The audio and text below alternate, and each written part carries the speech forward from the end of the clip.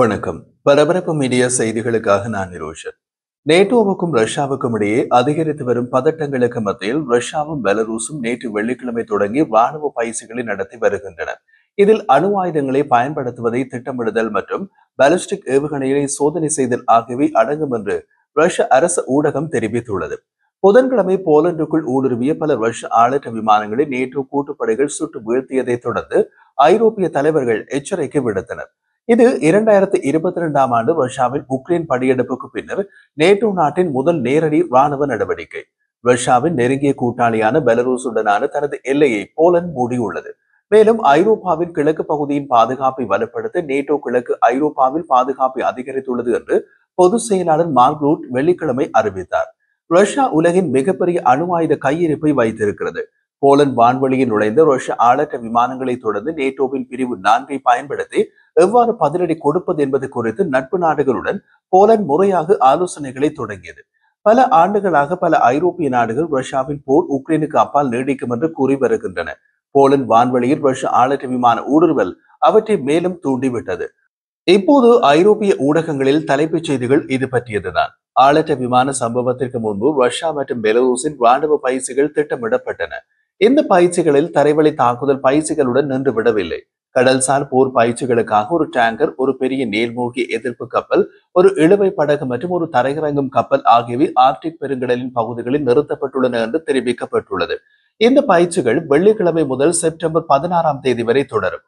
மேலும் விமான தாக்குதல்களை தடுப்பது, எதிரி நாசவேலி பிரிவுகளை எதிர்கொள்வது மற்றும் அணு ஆயுதங்களை பயன்படுத்துவதை திட்டமிடுவது, ரஷ்யாவின் சமீபகால ஒரஷ்னிக் நடுத்தர தூர பாலிஸ்டிக் ஏவுகணை அமைப்பை சோதிப்பது உட்பட பல்வேறு பயிற்சிகள் இதில் அடங்கும். 2022ஆம் ஆண்டு இதேபோன்று ரஷ்யா பெலரூஸ் பயிற்சியின் பின்னரே உக்ரைனுக்குள் இறங்கி ரஷ்ய படைகள் போரை தொடங்கின.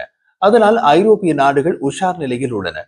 ரஷ்ய ஆளற்ற ஊடுருவலுடன் கிழக்கு ஐரோப்பாவில் ராணுவ தயார் நிலை அதிகரிக்கப்பட்டுள்ளது. உக்ரைனுக்கு வெளியே போர் எந்த நேரமும் தொடங்கலாம் என்ற பதட்ட நிலை காணப்படுகின்றது.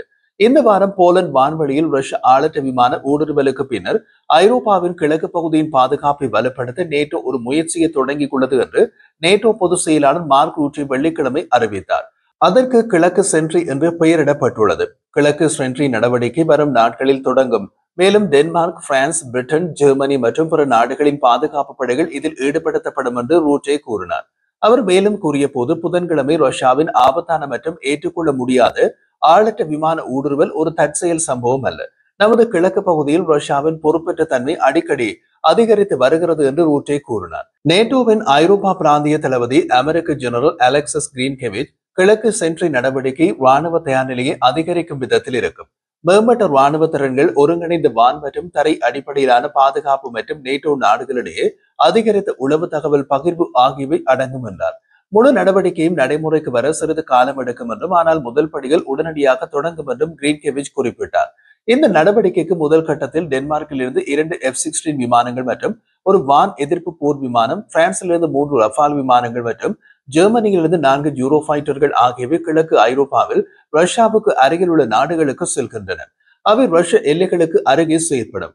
எங்கள் கவனம் உடனடியாக போலந்தில் இருந்தாலும் இந்த நிலைமை ஒரு நாட்டின் எல்லையை தாண்டி செல்கின்றது. ஒரு கூட்டாளியை பாதிக்கும் விஷயம் நம் அனைவரையும் பாதிக்கிறது என்று கிரீன்கெவிச் கூறினார். பால்டிக் கடலில் கேபிள்களை நாசப்படுத்தியதற்கு பதிலடி கொடுக்கும் விதமாக இந்த ஆண்டு தொடக்கத்தில் நேட்டோ தொடங்கிய பால்டிக் சென்ட்ரி நடவடிக்கையினை மாதிரியாக கொண்டு இந்த கிழக்கு சென்ட்ரி உருவாக்கப்பட்டுள்ளது என்று கிரீன்கெவிச் கூறினார். இந்த நடவடிக்கை நேட்டோ நாடுகளின் முழு கிழக்கு ஐரோப்பிய பகுதியையும் உள்ளடக்கும். வடக்கில் இருந்து கருங்கடல் மற்றும் மத்திய திரைக்கடல் வரை என்று கிரீன்கெவிச் கூறினார். கிழக்கு பகுதியில் எதிரியின் நடவடிக்கைகளுக்கு பதிலடி கொடுக்கும் விதத்தில் எங்கள் நிலைப்பாடு உள்ளது என்றும் அவர் கூறினார். போலந்து பிரதமர் டொனால்ட் டஸ்க் வெள்ளிக்கிழமை தனது நாட்டுக்கு ரஷ்ய ஆளற்ற விமான ஊடுருவலை ஒரு தாக்குதல் என்று அழைத்தார். மேலும் அமெரிக்க ஜனாதிபதி டொனால்ட் ட்ரம்ப் வான்வெளி மீறல் தற்செயலாக நடந்திருக்கலாம் என்று கூறிய சில மணி நேரத்திற்கு பின்னர் அது ஒரு தற்செயல் அல்ல என்று டொனால்ட் டஸ்க் கூறினார். போலந்து மீது புதன்கிழமை ரஷ்யா 21 ஆளற்ற விமானங்களை ஏவியதாக போலந்து ஜனாதிபதியின் சர்வதேச கொள்கை அலுவலகத்தின் தலைவர் மார்சின் பிரைடாக்ஸ் உள்ளூர் ஊடகங்களுக்கு தெரிவித்தார். சில ஆளற்ற விமானங்கள் வான் எல்லையை கடந்து போலந்துக்குள் வந்துவிட்டு பின் வெளியேறி சென்றிருக்கலாம் என்று வெள்ளிக்கிழமை ரேடியோ ZTTக்கு அளித்த பேட்டியில் பிரைடாக்ஸ் கூறினார். போலந்து அதிகாரிகள் தமது வான்வெளியில் 19 ஊடுருவல்கள் இருந்த போதிலும் பெரும்பாலான ஆளற்ற விமானங்கள் பெலரூசில் இருந்து வந்ததாகவும் கூறினார்கள். நாடு முழுவதும் மொத்தம் 16 ஆளற்ற விமானங்கள் உடைந்த நிலையில் கண்டுபிடிக்கப்பட்டதாக போலந்தின் உள்துறை அமைச்சர் தெரிவித்தார். ஆளற்ற விமான பாகங்கள் கண்டுபிடிக்கப்பட்ட இடங்கள் நூற்றுக்கணக்கான சதுர மைல்கள் பரப்பளவில் உள்ளன.